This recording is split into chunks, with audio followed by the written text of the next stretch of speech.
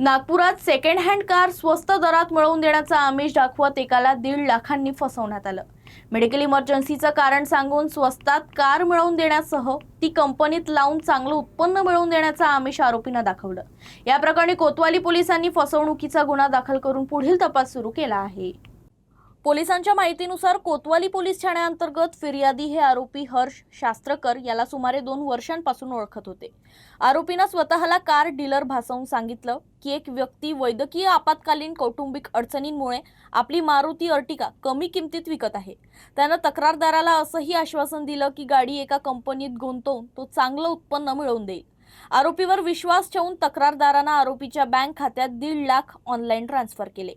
त्याचा विश्वास टिकवून ठेवण्यासाठी आरोपीनं त्यांना गाडीची कागदपत्र, चाव्या आणि करार दाखला आणि आरटीओची प्रक्रिया पूर्ण झाल्यावर उर्वरित रक्कम गोळा करण्याचं वचन दिलं। काही दिवसांनंतर आरोपीनं मूळ मालकासोबत कंपनीची औपचारिकरित्या पूर्ण करून गाडी त्वरित परत करण्याचं वचन देऊन कार नेली। मात्र त्यानंतर तो फरार झाला। गाडी किंवा 1.5 लाख यापैकी काहीही परत मिळालं नाही। आरोपीचा मोबाईल फोनही बंद होता। तक्रारीनंतर पोलिसांनी गुन्हा दाखल केला असून आरोपीचा शोध सुरू आहे। कार चालक आहे।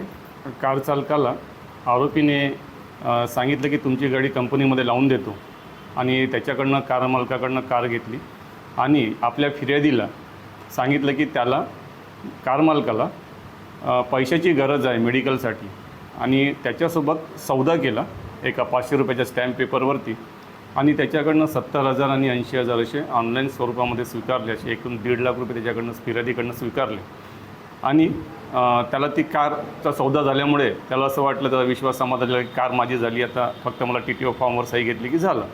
पण नंतर त्याला कळलं की ती कार मूळ मालकाची जी आहे ती मूळ मालक आपली कार घेऊन गेला आणि त्याला वेगळं सांगितलं, याला वेगळं सांगितलं, अशा रीतीने त्यांनी फसवणूक केली।